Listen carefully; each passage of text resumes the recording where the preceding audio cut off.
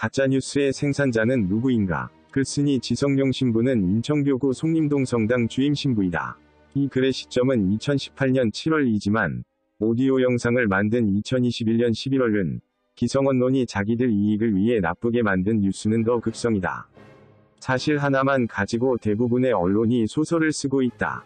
이제는 기레기라는 단어가 보통 명사가 된 지 오래다. 가짜, 진짜를 말하기에 앞서 기존의 언론들은 무슨 역할을 했는지에 대한 철저한 반성부터 해야 할 것이다. 그들은 불의한 시대, 부조리한 많은 사건들에 침묵했으며 지금도 자신들의 정치적 경제적 이익 때문에 그리스도의 눈으로 바라보아야 할 세상을 올바로 바라보지 못하고 외면하거나 적극적으로 왜곡한다. 글 안으로 들어가 보자. 그리스도교 안에서 복음은 다른 말로 굿뉴스로 예수의 강생이다. 말씀이 사람이 되신 것이다. 기쁜 소식, 복된 소식이다. 해방이요, 구원이다. 새로운 생명이며 영원한 생명의 시작이다. 이스라엘 백성들은 죄를 용서받기 위해 많은 비용을 들여야 했다. 속죄제를 지내려면 성전에서 비둘기나 양이나 소를 잡아 바쳐야 하는데 가난한 백성들에게 그런 제사의 비용은 만만치 않았을 것이다. 그런데 광야에서 외치는 이 소리가 들린다. 하늘나라가 가까이 왔다. 회개하고 복음을 믿어라. 세례자 요한의 요르단강 세례는 구약의 회당과는 달리 비용 없는 예식이었다. 많은 이들은 기쁜 소식의 요르단강으로 나가 세례를 받았다. 당시 이스라엘에서는 요르단강을 중심으로 광범위한 세례운동이 펼쳐지고 있었다. 그들은 돈을 내지 않고 제물을 바치지 않고 죄를 씻어낼 수 있었다. 고비용의 성전 제사가 아니라 비용 없이 속죄제를 지낼 수 있게 된 것이다. 가짜뉴스의 시작은 회당은 텅텅 비었고 가난한 사람들은 요르단강으로 광야로 나가기 시작했다. 그들은 살아있는 하느님의 메시지를 듣기 위해 세례를 받기 위해 요르단 광야로 몰려들었다. 당황한 헤로데와 대사제 가야파는 세례자 요한의 목을 베었지만 예수의 움직임이 만만치 않았다. 예수는 예루살렘에 입성하여 성전 앞에서 난동을 부린다. 내 아버지의 집은 기도하는 집이다. 아버지의 집을 강도의 소굴로 만들지 말라. 목소리를 높였다. 그는 소리 없는 이들의 소리였다. 성전정화 사건이라 불리는 예수의 복음 굿뉴스가 선포되었다. 이스라엘 백성들은 로마의 식민 지배나 세리들의 강탈도 문제였지만 부패한 종교의 제사장들이나 대사제에 대한 불만도 적지 않았다. 그들은 가난한 민중들의 삶과는 너무나 괴리되는 생활을 하고 있었다. 보수 세력인 대사제와 율법학자 그리고 바리사이들은 회당의 위기에 맞서 예수가 신성을 모독하고 로마에 반역한다는 가짜 뉴스를 퍼뜨리기 시작했다. 예수는 마귀두목인 베엘 제불의 힘을 빌려 저런 기적을 행하는 것이며 먹보요 술주정뱅이, 죄인들인 세리와 창녀들과 놀아난다 비난했다. 예수는 예루살렘에 입성하여 며칠 지나지 않아 대사제 가야파의 악의에 찬 가짜뉴스와 음모로 빌라도 앞에 끌려가 사형을 선고받고 십자가형에 처해진다. 성지가지를 흔들며 주님의 이름으로 오시는 분 찬미받으소서. 다윗의 자손 이어 자비를 베푸소서. 소리쳤던 이스라엘 백성들은 단나흘 만에 예수를 십자가에 못 박으시오. 바라바를 놓아주고 예수를 십자가에 못 박으시오. 라고 소리친다. 대체 무엇이 그들의 태도를 이렇게 급변하게 만들었는가? 그건 지배자들의 가짜뉴스였다. 그들은 예수를 모함했고 백성들의 여론을 발빠르게 이용했다. 가짜뉴스의 생산자는 전적으로 헤로데와 대사제 가야파 기득권을 가진 쪽이었다. 대한민국, 새로운 대한언론으로 나라를 바꾸다. 세상이 바뀌었다. 세상의 촛불이 부패한 정권을 끌어내렸고 남북회담에 이은 북미회담으로 한반도에는 평화의 기운이 일렁인다. 이러한 변화의 핵심에 언론이 있었다. 그것은 100년 전통의 조선이나 동아, 중앙 등의 기성 언론이 아니라 새로운 대한 언론이었다. 손석희와 김어준, 주진우와 김용민 등의 언론인이 기존의 언론 문법을 파괴하며 사실을 직시하는 언론으로 국민들을 일깨웠다. 세상의 부정과 불의에 피곤해진 백성들은 오후 8시가 되면 즉 뉴스를 보기 위해 채널을 고정시켰고 손석희의 앵커 브리핑, 팩트체크, 비하인드 뉴스에 집중했다. 아침 출근에는 틉스 김어준이 뉴스공장을 들으며 세상 돌아가는 진짜 얘기에 집중했다. 백성들은 식별했다. 어떤 말이 진짜인지 어떤 언론이 가짜인지를 알아보기 시작했다. 그리고 조중동은 국민들에게서 지탄받고 손석희, 김어준은 대한민국에서 종교인보다 더 신뢰받는 인물이 되었다. 새로운 언론은 선택하고 집중했다. 그리고 질문했다. 질문이 세상을 바꾸었다. 그런데 최순실은, 다스는 누구 겁니까? 라는 질문에 전직 대통령들이 나란히 구속되어 재판대에 서게 되었다. 이명박, 박근혜 시기에 언론은 질문하지 않았다. 그들은 철저하게 그들의 어둠을 묵인하고 관심을 다른 곳으로 돌렸다. 언론이 어떤 방식으로 보도하느냐도 중요하지만 보도하지 않고 침묵하고 외면하는 것도 미디어의 힘이다. 언론은 묵시적 권력을 가진 집단이다. 그들은 그들에게 불리한 것들은 외면했고 보도하지 않았다. 얼마나 많은 중요한 사회적 위제들이 외면당하고 감추어졌는가. 2014년 그들은 세월호 전원이 구조되었다는 공중파의 악의적인 오보에서 시작하여 TV 종편들은 일제히 유병원 구원파 이야기로 화점을 옮겨 난타를 치더니 세월호 부모들이 시체 장사를 한다는 말부터 시작해 거액의 보상금을 받았다느니 대학 특혜 입학을 약속받았다느니 세금 도둑이라는 등의 누명을 씌웠다. 가해자들은 언론이라는 동조자들과 함께 피해자들에 대한 사회의 지지와 연대의 끈을 잘라내려 했고 세월호 유가족 피해자들을 혐오의 대상으로 만들어 왕따시키려 했다. 그러나 파파이스의 김어준 총수는 질문했다. 배가 왜 침몰한 것인가? 왜 아이들을 적절하게 구조하지 않았나?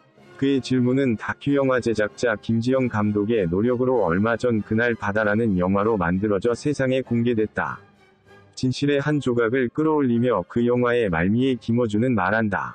이것이 나의 애도의 방식이었다. 그는 사회적인 대재앙과 슬픔 앞에서 문제의 진실을 면밀하게 추적하고 조사하며 사실을 밝혀내는 것이 죽은 이들을 위한 최선의 나의 행동, 실천이라고 말한 것이다. 그들의 질문이 세월호를 무트로 끌어올렸으며 국민들이 두려움 없이 촛불을 들고 광장으로 나가는 계기가 되었음을 많은 사람들이 공감하리라 생각한다. 그들은 결론을 내지 않고 질문했다. 왜 그런지, 무엇이 그렇게 만든 것인지, 일어난 사건의 원인을 규명하기 위한 성실한 질문들을 던지고 그 답을 찾을 수 있는 집단지성의 힘을 기다렸다. 의식 있는 많은 이들은 새로운 시대의 운동에 동참했다. 가짜뉴스의 생산자는 누구인가? 가짜뉴스에 대한 연구자들의 한결같은 목소리는 가짜뉴스가 정치 경제적 이익을 위해 의도적으로 만들어졌다는 점에 주목한다.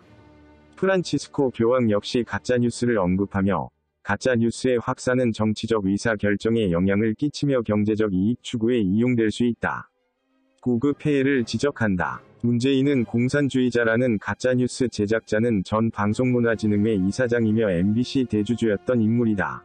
세월호 유가족들의 진상규명 요구 단식투쟁에 등장해 피자와 치킨, 맥주를 마시며 유가족을 조롱했던 시위자들은 어버이연합, 엄마부대, 자유청년연합 그리고 일베들이었다. 정경련은 30여 개의 극우보수단체에 70억 원의 자금을 지원했다. 삼성과 국정원의 작품이었다. 기존 뉴스는 이러한 저급 퍼포먼스를 제작하며 세월호에 대한 반대 국민 여론도 있다는 뉴스를 증폭시켰다. 그리고 여론몰이로 그들을 이기적이고 파렴치한 사람들로 몰고 갔다. 최근 남북관계와 북미관계의 급격한 변화와 평화에 대한 열망이 온 국민의 주요 관심사다. 살얼음판을 걷는 이 와중에 TV조선은 북핵 풍계리 취재 외신기자들 비자 발급 명목으로 1인 1만 불 요구, 풍계리 갱도 폭파 안에 연막탄 피운 흔적 발견 등의 가짜뉴스를 양산했다. 가짜뉴스를 만드는 자들은 다름 아닌 힘있는 기존 언론인들과 정치인들 그리고 국정원과 삼성이었다. 가짜뉴스의 생산과 유통에 대기업 삼성이 개입했다는 추측은 어렵지 않다. 언론사의 간부들과 국정원, 법조인들, 고위공직자들이 삼성의 미래전략실 장충기 사장과 나눈 문자가 언론 시사인에 공개되면서 국민여론 조작을 위해 삼성이 상당히 많은 비용을 쓰면서 사회 전반을 두루 관리했음이 밝혀졌다. 교회 언론, 종교 안의 언론. 이 시점에서 교회의 언론을 비롯 종교 언론은 과연 어떤 모습이었나 돌아보지 않을 수 없다. 세상의 변화를 이끌어낸 언론은 종교 문제를 들추기 시작했다. 천주교 안에서 시작된 미투뿐만이 아니라 대구 희망원 문제, 천주교 대구교구의 재정비리 문제나 대구가톨릭대학의 재정비리 문제가 공중파를 통해 전파되었고, 인천교구 성모병원 문제는 독립언론 뉴스타파의 추적 보도로 경영진이 은퇴하고 면직되는 초유의 사태를 맞이했다. 개신교에서는 사랑의 교회, 만민중앙교회의 이재록 목사 성추문이 즉 언론을 통해 보도되었고, 개혁의 길에 있는 MBC PD 수첩을 통해 조계종의 민낯이 드러난 큰 스님께 묻습니다. 보도는 불교 사부대중에게 당혹감과 배신감을 들게 했다. 그런데 과연 종교의 언론기관들은 자신의 내부에서 일어난 일들에 대해 얼마나 많은 질문을 던지고 있었는가? 대다수 종교기관의 유력한 언론들은 사회가 종교에 던지는 질문과 의혹에 대해 마땅한 질문은커녕 사실 자체의 언급을 회피했다. 그들은 침묵했고, 동조했고 언론의 제 기능을 수행하지 못했다. 이 가운데 한 종교언론 P신문은 요사이 교황의 가짜 언론에 대한 말 한마디를 잡고 가짜 언론 타령을 하며 자신들이 진실한 언론임을 식별해 달라고 호소한다.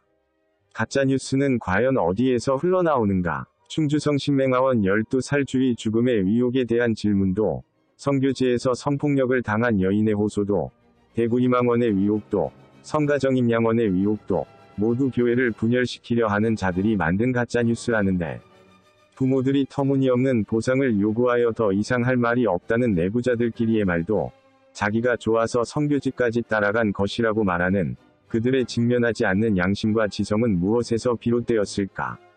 질문하지 않는 신앙은 성숙할 수 없다. 도스토옙스키는 나의 신앙은 의심이라는 화덕에서 구워져 나왔다.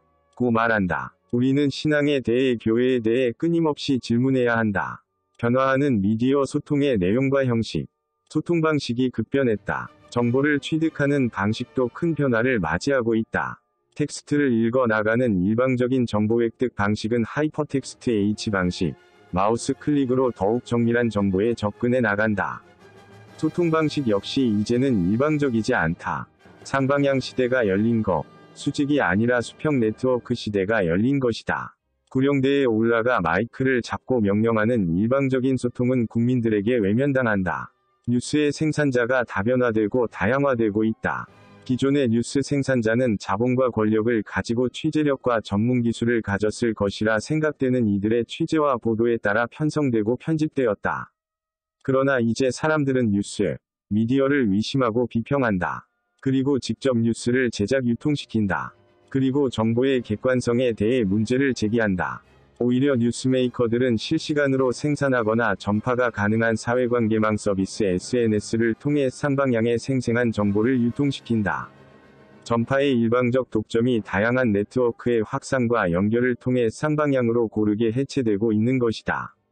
이명박 박근혜 정부 시기의 KBS, MBC, SBS 등의 기존 지상파 방송들에 대한 신뢰는 이미 무너져 버렸고 영리한 정보 발굴자들은 다양한 팟캐스트 채널과 유튜브를 통해 더 정확하고 전문적인 정보에 접근하고 있었다. 지금 변화하는 시대 문제의 핵심은 가짜냐 진짜냐 하는 내용의 식별뿐 아니라 매스미디어의 생산과 유통 방식이 전면적으로 변하고 있다는 사실이다. 시대의 흐름을 읽어내야 한다. 불은 양면성을 가진다. 위험하기도 하지만 화식을 한다는 것이 인류의 생존 방식을 새롭게 재편했다. 인간에게 없어서는 안 되는 필수불가결한 물 역시 때로는 커다란 재앙이 되어 인간에게 두려움과 불안이 되기도 한다. 21세기의 온라인과 사회관계망 서비스 역시 변화하는 새로운 시대의 도구다. 잘 쓰면 유용하지만 잘못 다루면 커다란 해악이 될 수도 있다. 가짜 뉴스를 규제하는 데에만 관심을 기울이기보다 미디어에 대한 개인의 비판의식을 키우는 것이 보다 더 중요하다. 대중문화에 대해 단순한 소비자가 되기보다 비판적인 수용 능력이 강조되듯이 대중매체에 대해서도 비판 능력과 식별이 요구된다. 가짜, 진짜를 말하기에 앞서 기존의 언론들은 무슨 역할을 했는지에 대한 철저한 반성부터 해야 할 것이다. 그들은 불의한 시대, 부조리한 많은 사건들에 침묵했으며 지금도 자신들의 정치적 경제적 이익 때문에 그리스도의 눈으로 바라보아야 할 세상을 올바로 바라보지 못하고 외면하거나 적극적으로 왜곡한다. 부끄럽지 않은 언론이 되기를 소망한다. 지난 시기 종교 언론은 너무나 많은 부끄러운 짓을 해왔다. 이제 굿뉴스를 기대해 본다. 진리가 너희를 자유롭게 할 것이다. 요한 8장 30